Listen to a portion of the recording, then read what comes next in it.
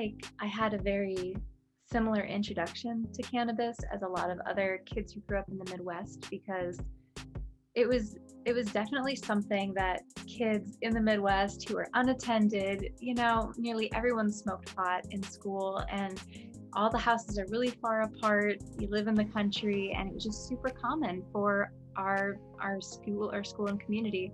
So you probably heard about it as like at a party or like so and so's brother smokes pot or something like that. Or I remember, unfortunately, like someone had passed away in our high school and they were like, they found pot in her car. It was like that was the kind of stuff we were hearing about. So it was definitely mentioned to me and introduced to me as like devil weed, plans of sins. Oh my God, I am the worst at this one. I'm like super guilty. I feel really bad about this one because there's a story that I think of when I think about how my mind has changed when I talk about cannabis because my older brother smoked weed when I was growing up. And I remember being so mad at him as a kid, being mad at him for doing this because plans of sins, I thought this was going to ruin his life.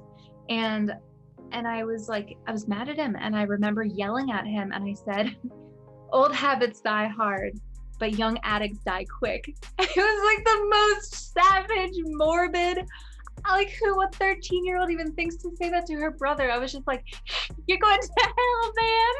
Is it worth it? Like, I was so angry. And now I love weed. Now it's a part of my day and my ritual. It helps me with pain relief. It is like a complete 180 in the belief department. And I was so mad. I was that mad that I was like threatening my big brother to hell. I was banishing him. So I definitely know, because my art and my creativity is very public, I know there are certain people that I can just strike up a conversation with about it, and what people would be kind of like side-eyeing it and being like, oh, well, you're doing that, you're into that stuff. It's like you can tell their connotations are with it.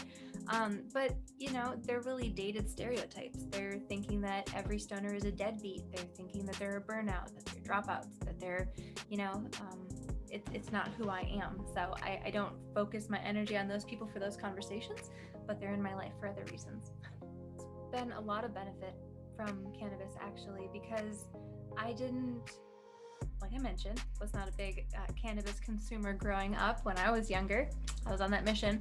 But I definitely grew into it because I lived out in Denver. And living out in Denver, it's not a stereotype. It's just all around you. You just don't not smoke in Denver. Like if you haven't smoked on Red Rocks, I don't think you've been to Denver. So, there's a different environment there that I think helped bridge my gap. And I think moving directly to Denver from the brother banisher, I think it was a good step into understanding cannabis, which is probably why I think that anybody can get on board with it, because I was so viscerally against it. And I was right there with people thinking that it was crippling. And what's ironic about it, which we'll talk about later, is that I actually got sober and still have, cannabis in my life because cannabis offers me things that alcohol couldn't. And I thought alcohol could, because I suffer from chronic pain. So cannabis for me, I do have my medical marijuana card. I use it medicinally. I have nothing against people who enjoy it recreationally because I enjoy it for a number of different uses. But for me, it's primarily medicine for chronic pain. And when you drink or when you use opioids to mask chronic pain, there's just a different environment around that and a different reaction on your body, honestly. So I think cannabis has helped me get a level of care that I needed without a lot of the negative stuff for my alternatives on the market. Yeah, I think it's actually a similar argument that a lot of minorities always say. We're not one-dimensional. We're not monolithic. We are not just one version of whatever you think we are.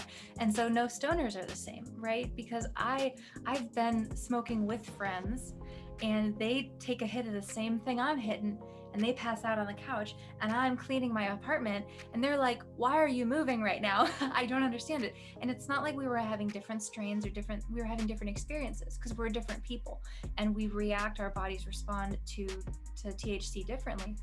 So I think that, for some people, I use different strains for different purposes. Sometimes I do use it for pain care more heavily on the indica side, or to be a little bit more creatively focused in the sativa or hybrid type of strain. So I think that if people could just shake the fact that everyone is Cheech and Chong, everyone is Snoop Dogg, they're out there, and there's a time and a place. I'm just saying, it's not every time you think of me using my medicine. Like I said, I really got into pot when I was living out in Denver, and it was just such a welcoming experience that I could have smoked all day, every day, and nobody would have batted an eye there. But even still, when I was there, I monitored my intake, so to speak. I knew when I would do it. I wouldn't do it before I went to school. I wouldn't do it before I went to work. I would do it when I went home, because I did it for this purpose. The root of all of this is that when I was in Denver, I was using marijuana very intentionally. I was using it with control, with self-discipline, with the knowledge of, I know how it's going to affect me, and I know when I need those effects, and I know when I don't want to have those effects. And so by the time I got to Florida and I was realizing that I could not have that same discipline with alcohol, that was a really weird point in my life to even get to that decision to go to AA, to even say, because I come from a family that, has had alcoholism really strongly affect our lives. So I know that it's there. I know that it's prevalent. And I knew that I was at risk for it. Even if people would kind of scoff and say, well, you're not as bad as so-and-so, or it looks like you can usually handle it. One of the most beautiful quotes that I love saying from AA was, your rock bottom is when you stop digging. And I was done digging. I was like, if I know that this is the path that I'm on, if I just be reckless with it, they do say that if you try and control it yourself, you won't be able to, because if you could have, you would have done that by now. So I came to this point where I knew why I had cannabis in my life, and I was good on that. I've been doing that okay for a while. And then I go to AA, and I try and go on that journey. And then they found out, the person who was going to be my sponsor inquired if I did anything else. And I didn't really know what that meant, but I was in the spirit of being honest and sharing everything. And I had shared with her that I did use cannabis for this purpose. And she just launched into a really passionate lecture about how I was still an addict, and that there was nothing that I could do to change her mind, that I was still just an addict, and that as long as I continued using cannabis, my sobriety was not real and wouldn't be counted, didn't matter, it wasn't justified, and that she would then be a hypocrite if she was my sponsor. So it was a lot to take in over the phone, and I remember just really calmly saying, well, I respect that you feel that way, and I won't make you make that decision. And I never went back to AA, and now I'm 3 years sober. So gotcha. I'm not trying to say that everybody can do that, because there are obvious reasons why some people cannot have that under control, but she could not believe me, because too many people do that. Too many people walk into AA and say, oh yeah, no, I'm totally good with that. And they're lying, because it is a disease and it is really tragic. So I know that my situation's unique, but it's definitely almost brought me closer to my awareness of cannabis, because the reason that they're worried about that is they don't want you to be using cannabis as a replacement, as just the new, because you can just replace an addiction and you're not facing the purpose of the addiction. So I do feel that they had every right in their organization to say that to me, but I was on a mission regardless. I mean, again, this is coming from the lens that I use cannabis as medicine. So it's not really to be taken for it recreationally, but if you think of cannabis like any other medicine, people are gonna kind of judge you about it. I've heard people give each other flack if they have to go on antidepressants, and it's what that means to know that you're taking a drug to feel a certain way that makes you feel better, and you get into this loop. So I think that you really have to shake a lot of that. You really have to people are going to have their opinions, but if you believe that what medicine you're taking and the way that you're taking it, that's prescribed, don't take it and then go nuts, be like, you gave me the keys, just be smart and understand doses, and then you're contributing to that stereotype if you do that type of thing, but I genuinely feel that the majority of people who are getting their cards, the marijuana the medical marijuana cards, they're not doing it for these nefarious, like buy it and resell it like underground. It's really expensive. It would not be, it's terrible markups, but, and felon. Anyway, but they're not doing it to like pass it along. I think they just really want the care and they want the trust, because there's such a fear and danger. And I've been arrested. I got arrested and had it expunged. I went through the process and had to go to a drug counseling thing for a couple weeks because I got caught with some marijuana so after that, it's like, I'm going to get my car. I'm going to do it the way that this is the process that I need to go through to get it the way that I'm legally allowed to get it. And I'm going to do that. So I think that while you're going on this journey, stay up to date, know what's happening in the news. There's a lot of legislature changing constantly because it's all so new and it's out there. And I think, just staying aware and smart puts us on the cusp that you stand out from those stigmas. Hard to answer this question because I didn't really choose art as a career. Like every step of the way, I think I actually fought art as a career because I grew up where my uncle and my dad were really creative and just fueling my passion for art and making things. My dad was a stay-at-home dad. My uncle was a graphic designer for the San Francisco Chronicle, big newspaper. It's now, unfortunately, Corona killed it. But that passion for what the next creative thing was instilled in me from a young age. But my mom was corporate America. And so I went to college, I went and got my graduate degree, I was a professor, I did all of these very clinical things in human resources administration and as organizational as you can get. But then I had this pull from the art side that I was always the most creative person in the room, usually, or, like one of the most creative minds in the room, and just having that different way of looking at the world. But then in the art world, I was the businessy type person. So I think that the skills actually really balance each other out. And it's only recently that I've, fully taken the leap to be what's referred, I guess, a full-time artist, maybe, / consultant. So if I can call it that. So I think that I just can't escape my fate. I also mentioned this a little bit before about like different strains for different purposes, because in general, as much as cannabis can be a very creative and like you feel all trippy sometimes when you do it, but it's not necessary to it. It's not required to do it, like paint and a brush. It's not like one of the things I have to have. It's just like a perk if I do. And there's also ways that it can kind of derail me. Like if I have a little bit too much of the indica and I'm a little too heavy feeling, I don't have as much motivation or oomph to do it.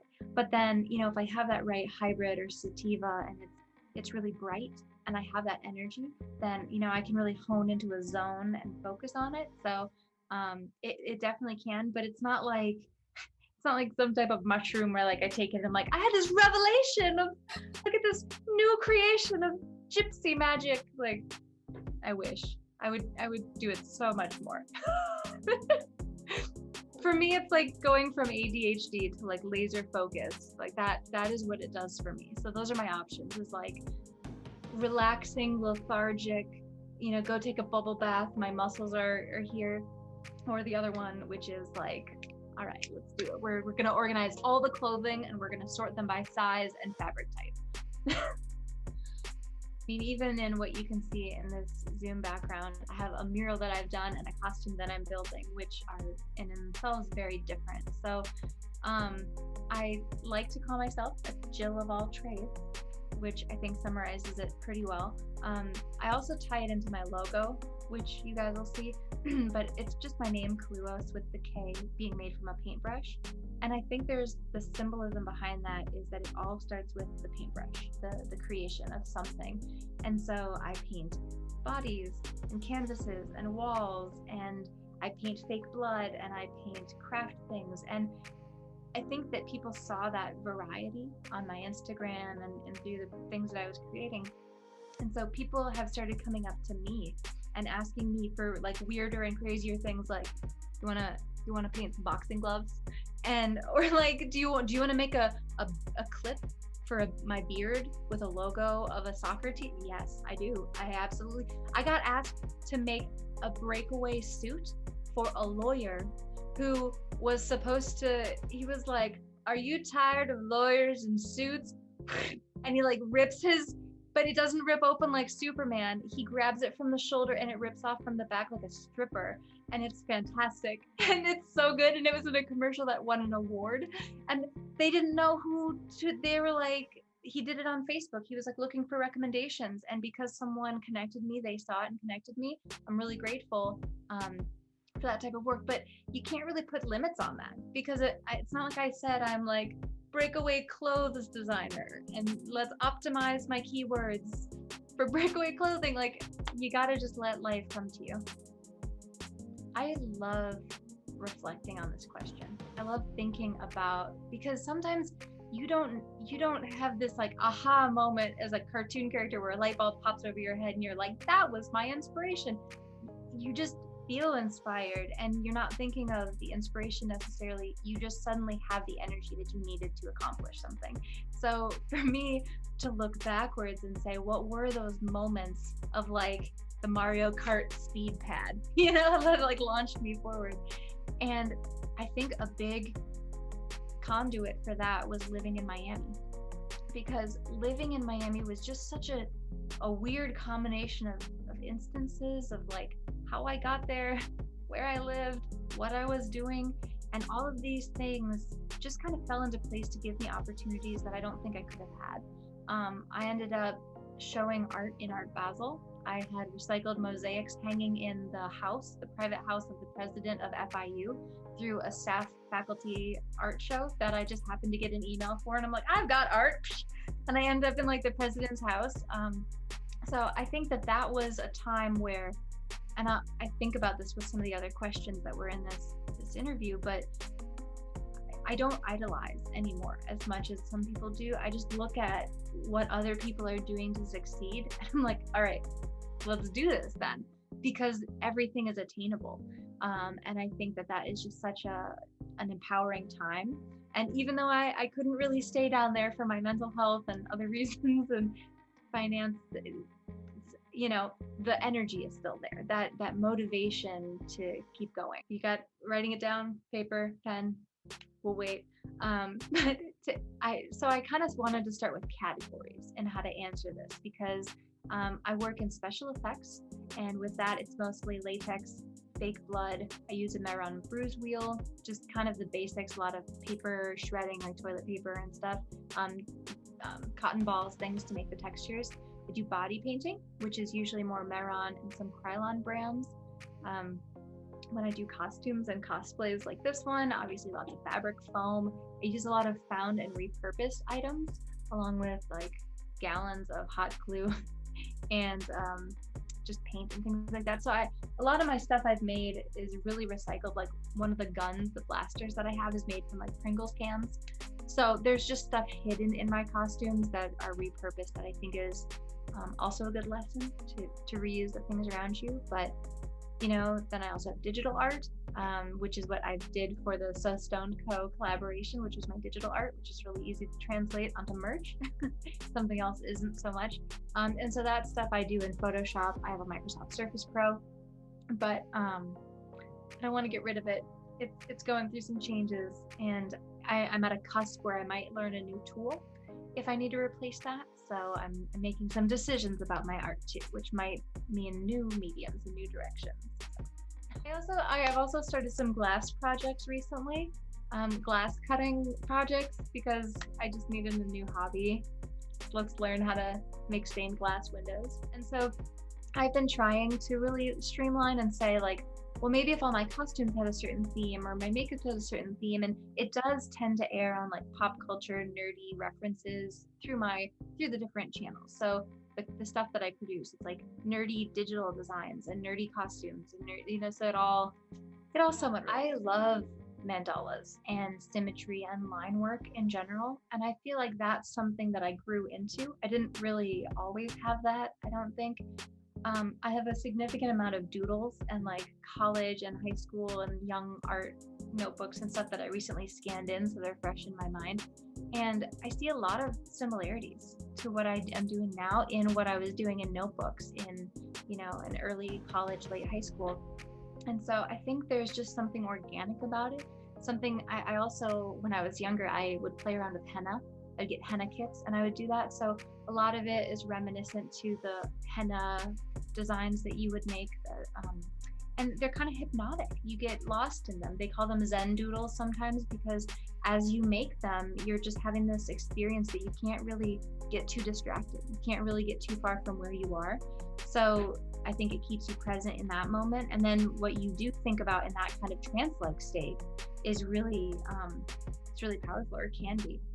So yeah, it's ended up on, mannequins I've painted, bodies, what's behind me, it's everywhere. What's funny is what people don't realize, and I think I'm gonna write a book about this someday, but I think that there is an illusion of scale. And what I mean by that is it doesn't have to be perfect if there's a lot. And so it looks like this is a really perfect geometric design. But if you come up here with a ruler, or if you look closer at any one line next to the one it's supposed to look like, they are really terrible. It's really wiggly. They're not straight. But it's so intricate because you did it so many times that it no longer matters if they're all the same. So if you draw 500 circles, no one's going to be like, yeah, but they don't all look alike. They're going to be like, wow, that's a lot of circles, right? So there's this illusion that the bigger thing is quantity, which is the opposite of everything else that they say, quality over quantity. I think that there's a really powerful art viewpoint with this illusion of scale. And that I see that in my mandalas all the time, that people overlook all the imperfections because of the intricacies. The show it's probably the closest thing to a child besides this house that I live in, because it has just grown so much in the years since its inception, when we kind of thought it up. And I use this royal we because I just imagine that more people have worked on it, but I consider the people who have worked on it, even in temporary situations, and the guests, to all have been a part of it. So I do kind of refer to it as like this community. But for those of you who haven't seen it, I have a show on YouTube that's called Faces of Kaluohs. And it's essentially an interview show. Kind of just imagine it kind of like late night, but without any of the talent. So, and what we do is I invite a local artist on, I interview them, I ask them a couple questions, and then we make something together in this round that's called the Collabitition round. And it's collaboration because you're collaborating, but you're also competing. So we're making something kind of together, but then we're also trying to see whose is better. And it takes 5 minutes, so they're never good. They're always horrible and terrible. But they've gotten, they've kind of escalated in the challenges that we would do and the crafts that we would create.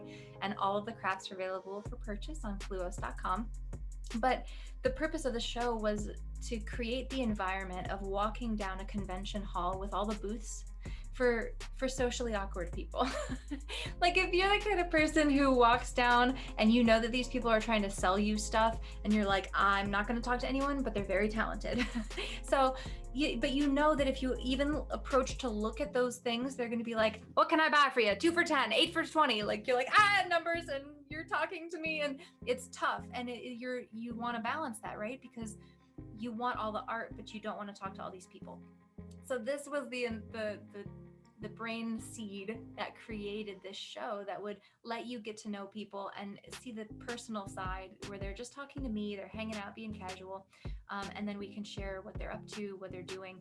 And we did 2 seasons, and then it kind of stalled because the pandemic happened, and the network of resources was changing, and really wanting to be intentional about what the 3rd season was going to be. So oddly enough, I think that the show is kind of transitioning or adapting. I'm not necessarily sure if it's going to stay in its current state for a season 3, because I'm actually working on Art House, and I feel like the attention that was going to go towards the 3rd season is really just better spent with this other project. So I'll leave that as a teaser. So I think especially in my situation where I'm using cannabis as the medicinal purpose, for medicinal purposes, and using it very clinically, one of my favorite things recently that's happened is I went to the dispensary and I got new products. And so the woman was very helpful. I was in a drive-thru. It was very modern, very wonderful experience.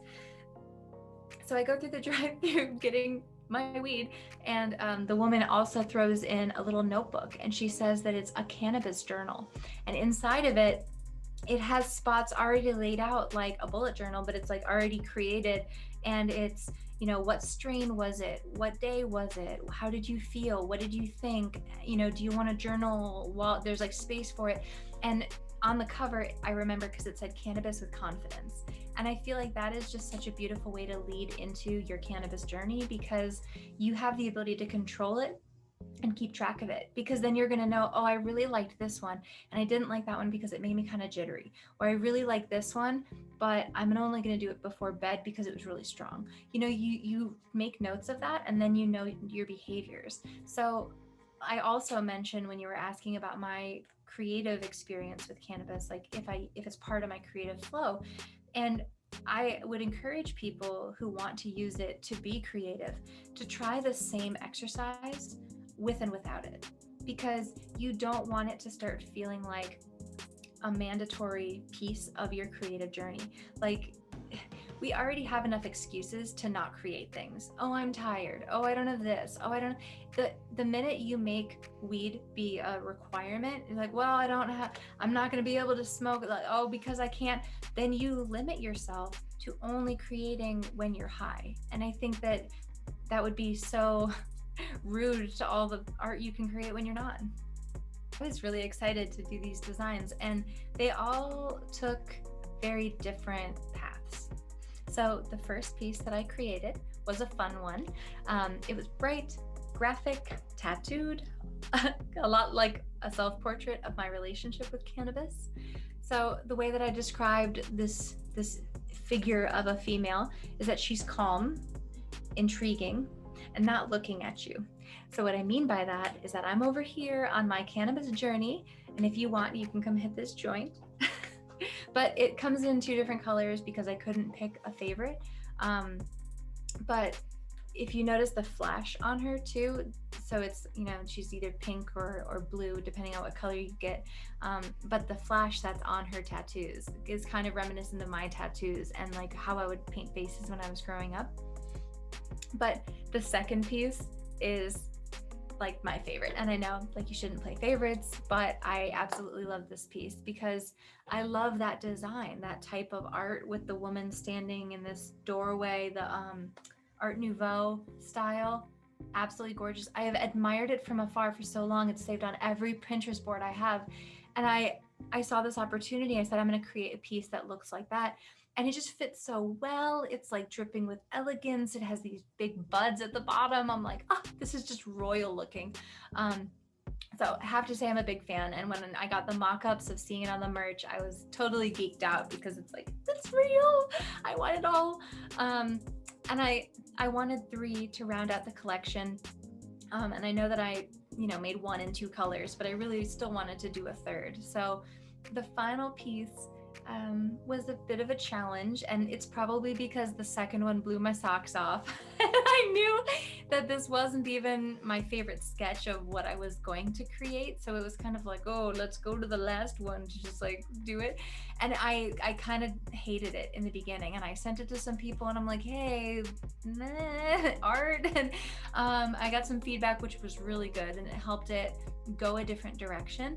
And what's weird about it is what you see now, what you can purchase on the merch in right now is not even close to what I envisioned of it being, but it's beautiful. And I think that there's an elegance to it. It looks like something you could see on like a trivet tile or, some really nice, I don't know, just it's a really unique pattern, but it's not what I pictured or dreamed up or thought that I was going to create. So this is hard to put a name or a label on, especially because what I kind of talked about earlier, I don't do that whole big idolization of like, if I could only be Elon Musk, like I'm not going to be sitting here wishing that I was somebody else. I'm going to make myself as badass as I can be.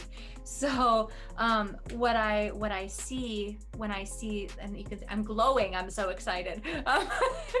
When I turn into Iron Man, I activate. But I think what makes me so excited, bursting with energy, when I see successful people is that I see potential. I see what's possible. And I think that if I were to channel that into inspiration and I were to, put a name to that, it would be the fact that art keeps pushing boundaries and people keep pushing for legislature. And even as it's mirrored in the other things that we're fighting for right now, for Black Lives Matter and, trans lives matter, like when all of these things are at this brink, it kind of reminds me of the 60s, in the 70s, when everyone was at this cultural precipice and pushing forward, and the sexual revolution and civil rights movement and all these things were happening in Vietnam, all this stuff. It's just crazy times. And we feel just as charged these days, if not more, because things are happening that we never even thought were going to happen before.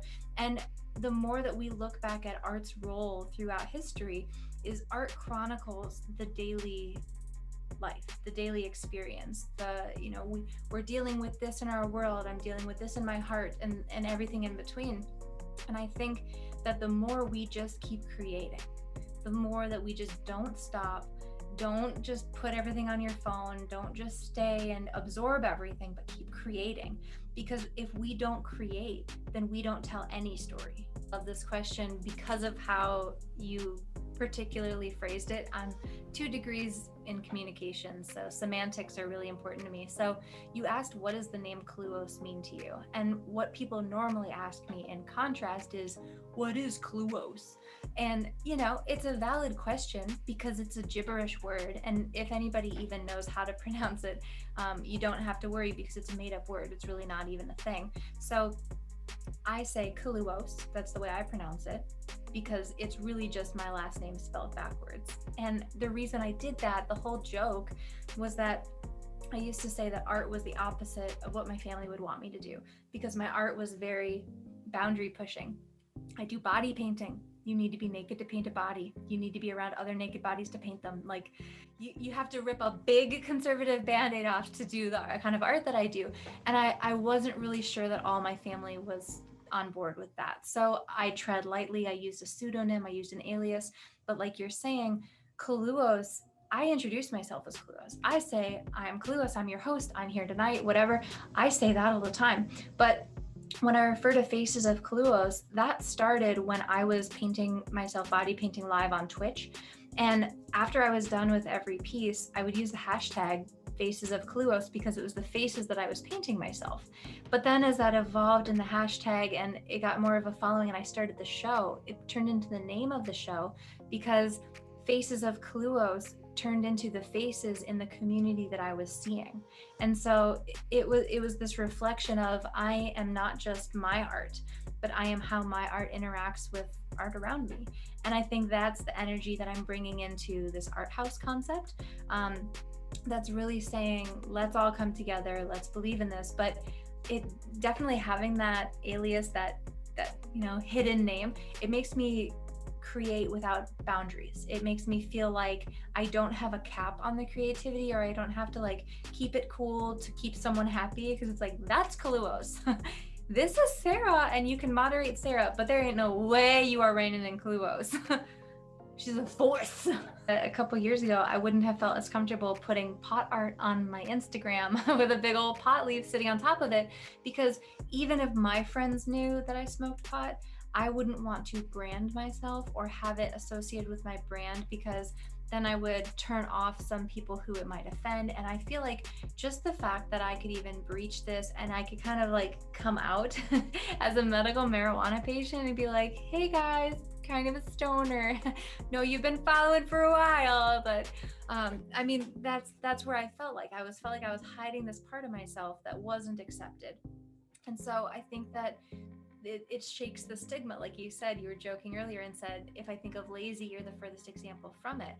I've thought about that all the time. I mean, you guys see me now with long hair here, but I'm used to having a shaved head. So I've always wanted to be the person who makes you think differently about the stigma that you had. So if I have a shaved head, but she's articulate, she has degrees, but she has a shaved head, they couldn't put them together. At the last agency that I worked at, I remember having a client, and he was working at a pharmacy, And it was one of the few times I actually went on a client visit and met the client. And I remember I was talking to him, we were talking about healthy eating and working out and going to the gym and mixed martial arts. And we were just talking about all these things.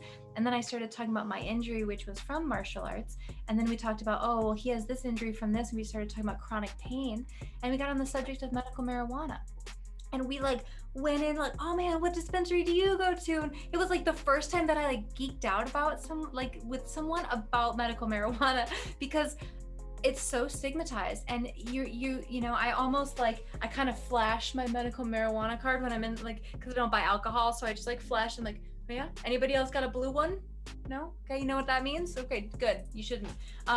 So I just, because if it's anybody out there, you'd know what this is, because you feel like you're in this little club, you have the cards, but you can't tell anybody. And I felt like with him, it created a strengthening of our bond in our working relationship, because we had this connection where he might not be able to tell everybody that he works with that he does that too, for the same type of stigmas. Really think that the biggest step forward to be excited about, honestly, is the decriminalization of cannabis, because I think that's just huge. I think more states have work to do to get at least the medicinal levels of access, but that's for, you know, their voters and communities to decide. Like, I'm thankful that I live in a state where I'm eligible and it's relatively easy to come by. I know other people in other states where they risk their record to get what I can get openly. It's like the same products, the same things, we need them for the same reasons, but they have to get it in this dirty way, and I can get it in this way that feels cleaner or better, or, you know, holier than thou, because I'm going through this legal process that they've created, but it's all for the same purpose.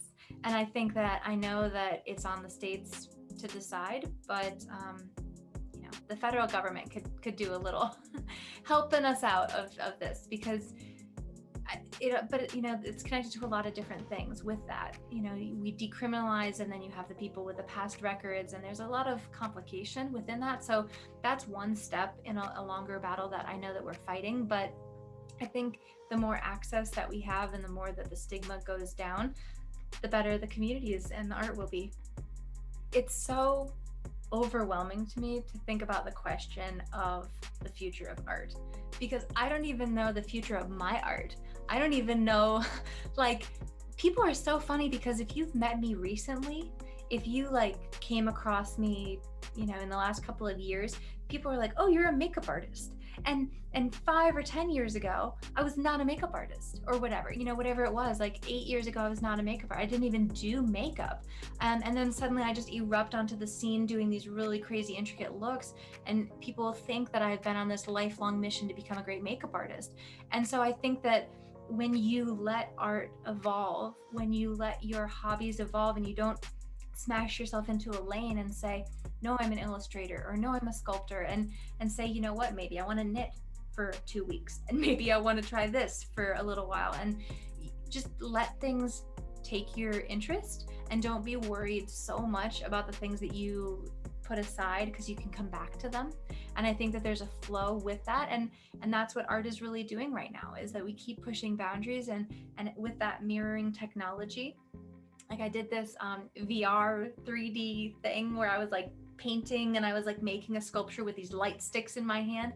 And it's like, if I can do that, I could get lost in there for months. Like, I wouldn't even know, because I would be in there like making an entire city, and people would be like, has anybody seen Sarah? I'm just gone. I mean, you know. Being a couple years in now with my medical marijuana card, I've started to branch out into the different types of products that they offer, because especially in the beginning, when you don't have your card, or when you're just getting your card, like you're almost too scared to ask about anything. It's like, I don't know what I'm asking for. I don't know who I should ask for it. I'm just, okay, I'm gonna smoke this. You know, I think that a lot of it is you're just kind of naively bouncing around. And I think that's why maybe getting that cannabis journal was such a important thing for me, because it was somebody showing me, look, we can educate you as you go, or we can help you. We're here to guide you. We're here to support you. It felt very just nice. It felt nice to have that type of relationship with a dispensary, instead of feeling like it was like, okay, I'm going to the drugstore, you know? So So anyway, with that, as I mentioned, I have like the pain issues. So, TMJ in my jaw from clenching, or, arthritis in my hips and knees, or herniated discs in my back, all that kind of stuff, that good stuff.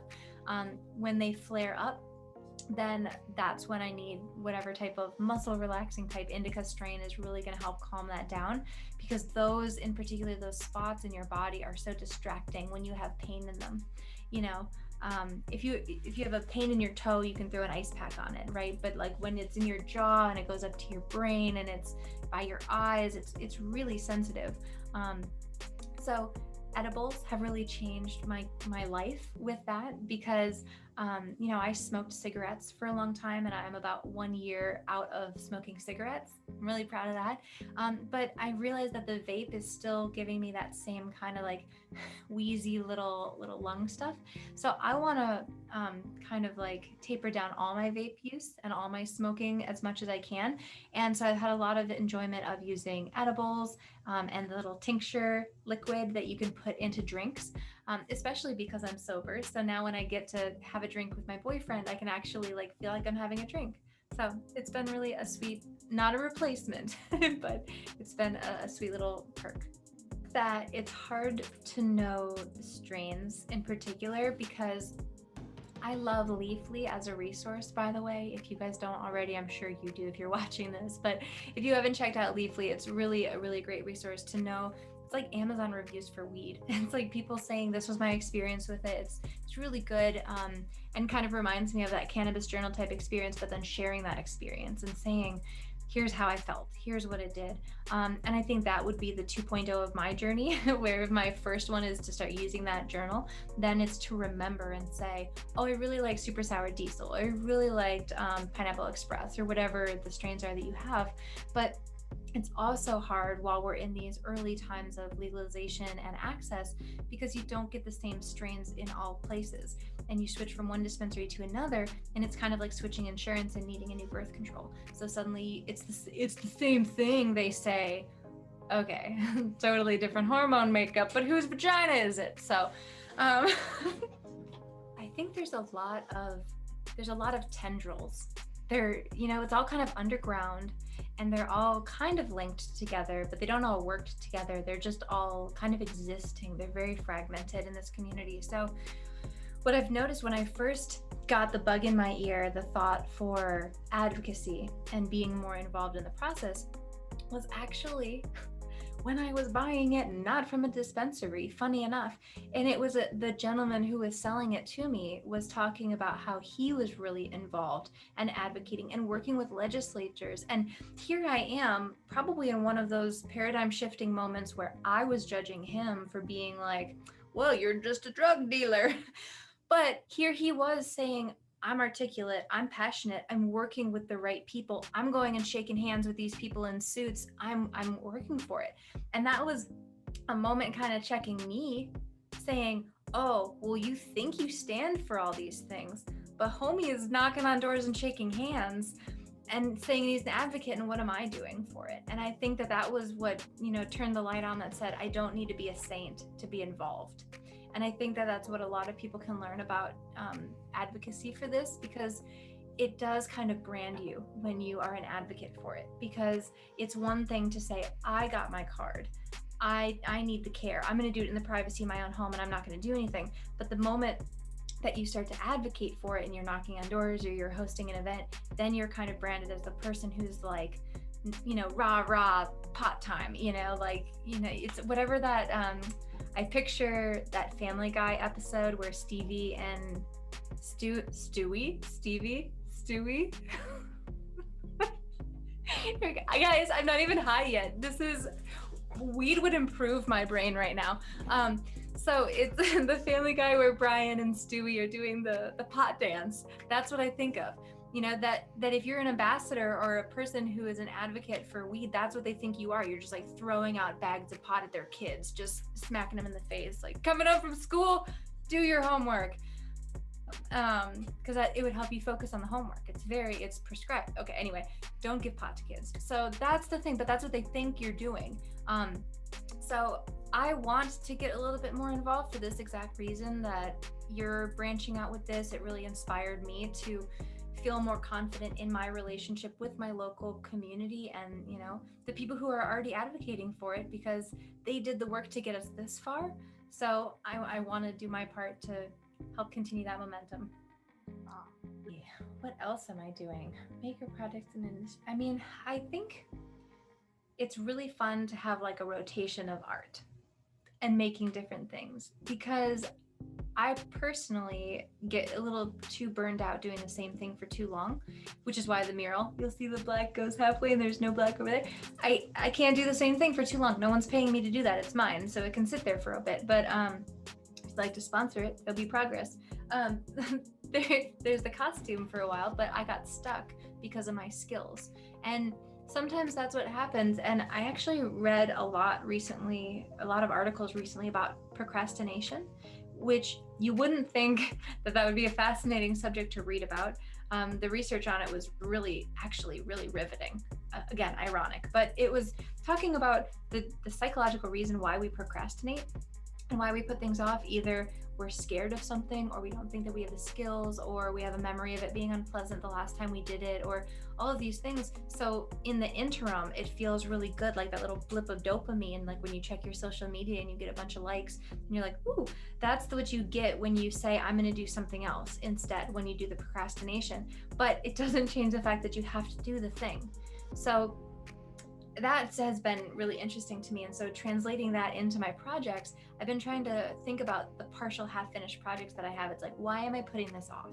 And usually the point in stopping a project, like this is a great one, for example, spoilers, I'm painting this coffee pot with Gothic architecture designs all over it. So you can see I tape the design and then I paint over it. But you notice how when I turn it, you notice it's not lined up and then it is lined up.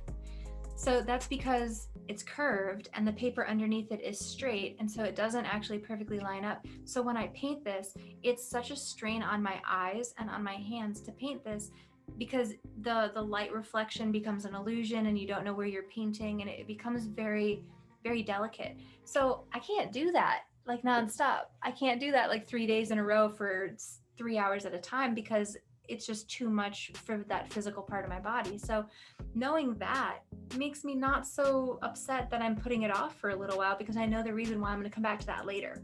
And so taking away some of that guilt with the procrastination and saying, I'm doing this for right now, and then I'll work on this for a little while, and kind of rotating them through, then it fulfills that need to start something new.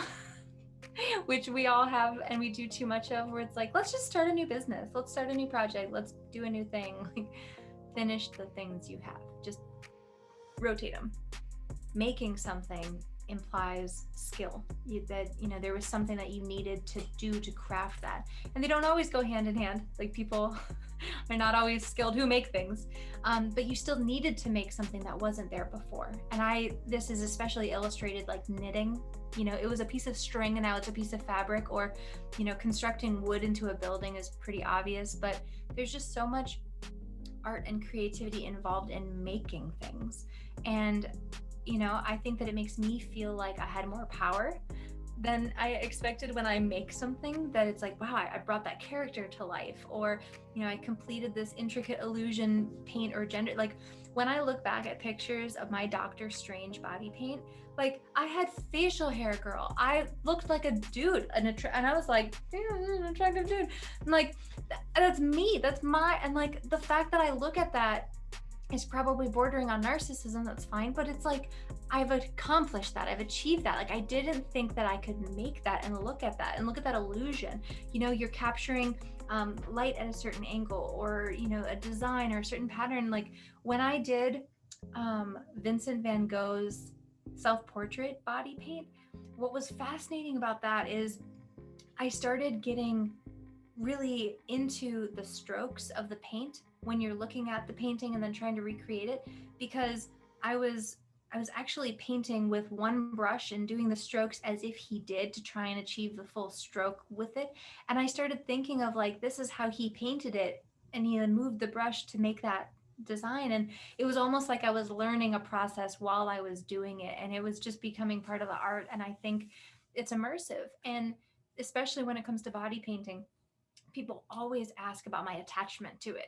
They're like, but what do you do with it? You have to wash it off, which is really ironic because the same pearl clutchers are going to ask me why I didn't get a painting and then instead I got tattoos. So, okay, so you didn't want it to be permanent, now you do want it to be permanent. So, but what I love is that it's going to wash off. I take my pictures, I do a little boomerang, I'm done. It's gone. The wall is going to be repainted when I move from this house. Like, everything is going to be gone. And you know what? Do you know how many times I have thought that I'm going to accidentally break this because I'm like, oh, I'm gonna like hit it off the table. And look at how much work I've put into that. Look at all these little lines. If I accidentally break this, it's gonna happen because it might get made and it might break in the process of making it. I'm working with fragile materials, and I think I've had big glass pieces that I worked on that just shattered in front of me. I'm like, you can't have that attachment to it because you have to really appreciate all the work you put in that sometimes no one's ever gonna see. We're actually filming this interview from Art House. So Art House you can find online. It's spelled weird, so it's spelled the German way. So it's art and then Haus, followed by 615. That's the internet or the Instagram, the internet handle. That's the Instagram name. So if you follow on Instagram, you can see all the different studios and projects that are going on in Art House. And the idea is just to create an art collective, which is just a series of rooms, creative art studios that people can rent and work on creative projects. And it's really open-ended and it's really vague intentionally because we have all normalized going to a coffee shop. Business meetings happen at coffee shops. People meet up at coffee shops. People, arrange their custody of children, meeting up at coffee shops are a place where you can do business, you can meet up, it's a whole thing. But you don't know, there's not really a place to go for creative projects. And so I've actually had a lot of success reaching out to body painters, photographers, sketch artists, people who need a little bit of intimacy or privacy for their project. So it's really nice. Some of the studios we have, one in particular that's actually right behind this wall, it's called the Incubator. It was the master bedroom of this house, so it is actually the studio space and the attached bathroom, which is why it's great for body painting, because then your model's not awkwardly like hopping down the hallway to the shower. So it's all contained. You can do your whole thing there. You can paint, photograph, and do all those things with rotating murals on that wall as well. And it's just a really fun place. I mentioned we're having another live stream concert. So we get a camera crew that comes in from a local recording studio. It's a husband and wife couple who run a recording studio. They're fantastic. And so they come in, do the whole live stream tech for us so I can play hostess. We have wonderful musicians, and we're branching out to include more artists for our May showcase. So that will be May 22nd. So if you guys follow, if you check this all out later, go and find my YouTube channel, and that's where you can find the updates for the Art House events. I think that when I think of the dream collaboration, I think of it bigger than one person. I think that Art House is that pipe dream of the dream collaboration, is to create the network of people who are just cycling through and making art, and part of the vision of Art House is that every time you come back here, the art is different. If you came here on Monday and then you come back on Friday, there's a wall that's different. There's something that's different. Someone's made something, someone's broken something, like things are changing, everything is a work in progress. And I think that's illustrated not just by the art and then the artists who are here. You do get half off if you bring a project that's half finished. It's a whole cute thing. Anyway, but there's a symbolism to that the house is a work in progress. Like, I'm working on the house while people are working on the art, and all those things are inspiring each other.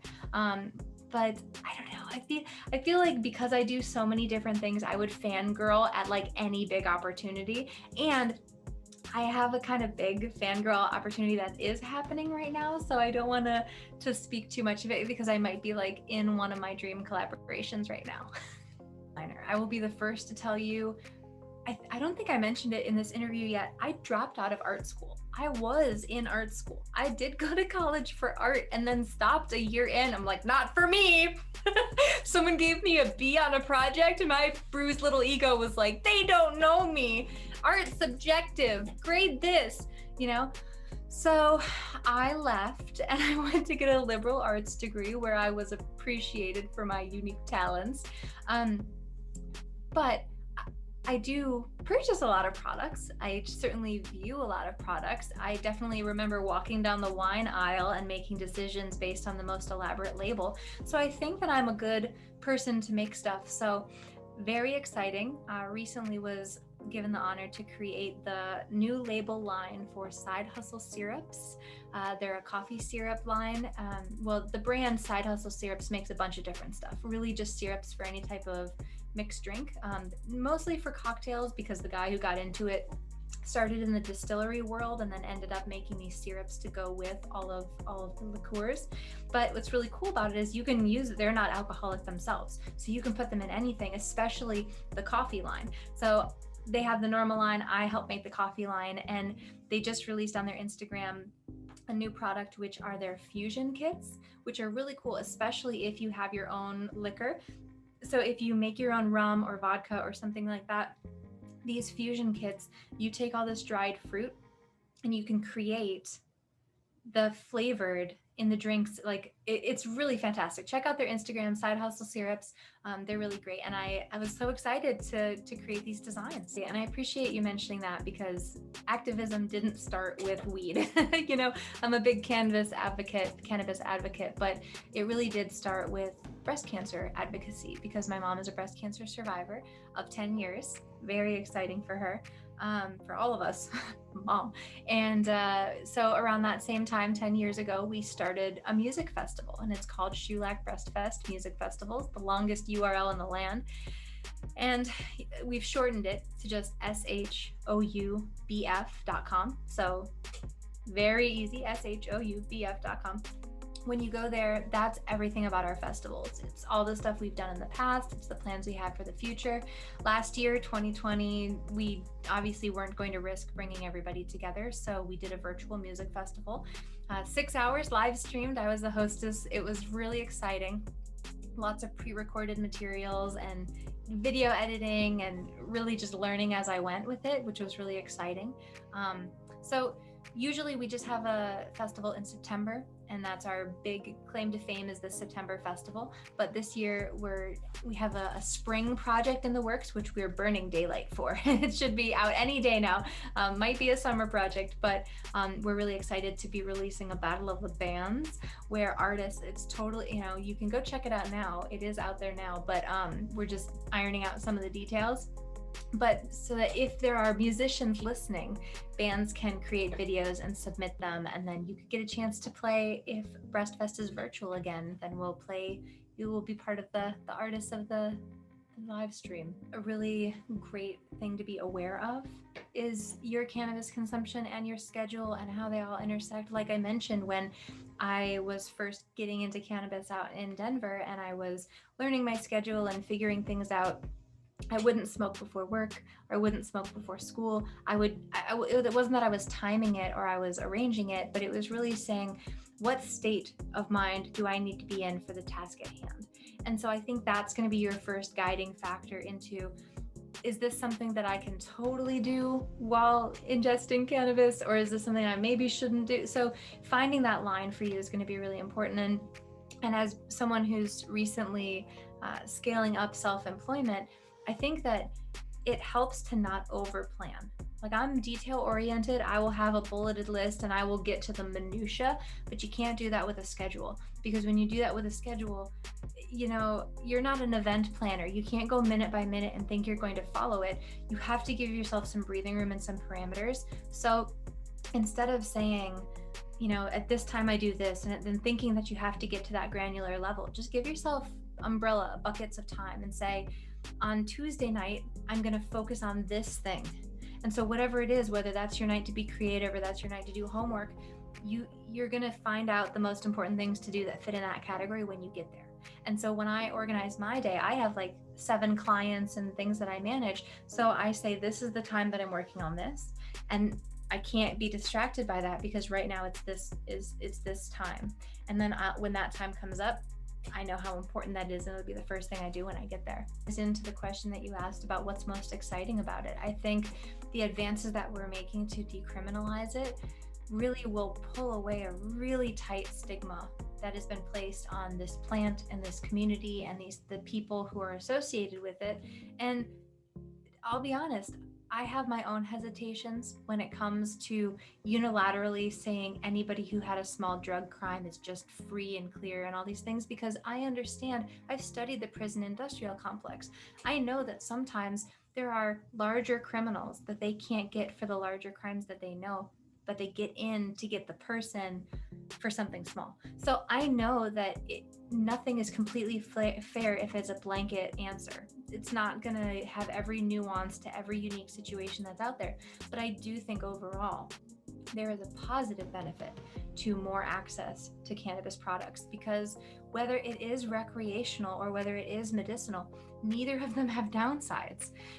And maybe it's because I'm ultra biased because alcohol nearly ruined my life, because I almost let it ruin my life. It doesn't act on its own. I knew that it was my involvement with it. I'm not blaming, but it almost ruined my life. And that is totally legal and open, and people can do it all the time, and people can still dispute drunk driving claims.